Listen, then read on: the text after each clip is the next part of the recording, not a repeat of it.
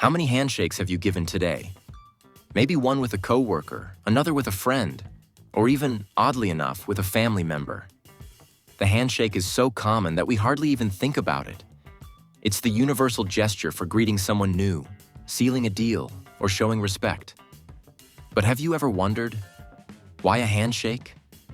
Why not a friendly wave, a shared laugh, or maybe a little dance instead?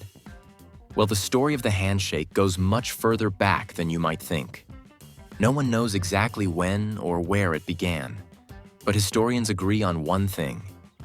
It started as a symbol of peace, or more specifically, a way to show that you weren't about to stab someone. In the earliest days of human civilization, life was nothing like it is now. There were no laws, no police, and definitely no stable societies. It was a world of survival of the fittest. Back then, if you wanted something someone else had, food, land, or even just their tools, the easiest way wasn't negotiation. It was violence. So people grew cautious, suspicious. Everyone was a potential threat. Imagine living in that world for a second. You've just harvested enough grain to last the winter. You're feeling proud. Until one afternoon, a stranger appears near your home. He smiles politely but keeps his hands behind his back. And his eyes? They keep darting toward your storage shed, the one full of grain. Would you walk right up to him? Probably not. There are no police to call, no government to protect you. Before you trust him, you'd want to know one thing. Is he armed? Now imagine he suddenly shows his empty hand. No weapon, no threat. You relax a little, and to show that you too mean no harm, you reach out your own hand. You touch palms. For a brief moment, both of you know, neither of you is hiding a weapon. And that, many historians believe, is where the handshake began. It was a simple yet powerful ritual of trust, born from fear and necessity. Even in later civilizations, this gesture kept its meaning. In ancient Rome, Julius Caesar himself reportedly taught his soldiers the proper way to shake hands.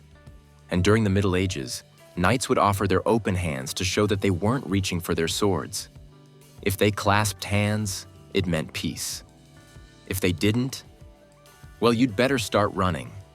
But what about that little motion we still do, the up and down shake?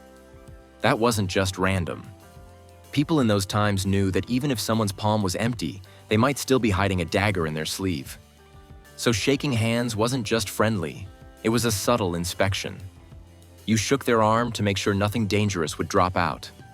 Over time, as societies became safer and weapons less common, the meaning of the handshake evolved. It was no longer about survival. Instead, it became a way of saying, I come in peace, I respect you, let's connect. Today, the handshake represents trust, agreement, and mutual respect. It's how business deals are sealed, how athletes congratulate each other, and how politicians try, sometimes awkwardly, to appear friendly. But who knows what the future holds? Maybe one day, instead of shaking hands, we'll greet each other by showing what's on our phones.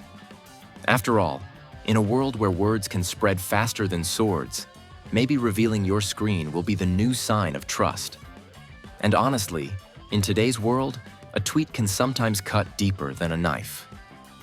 So next time you reach out your hand, remember, that simple gesture carries thousands of years of history, born not from friendliness, but from fear, and transformed into one of humanity's most universal symbols of peace.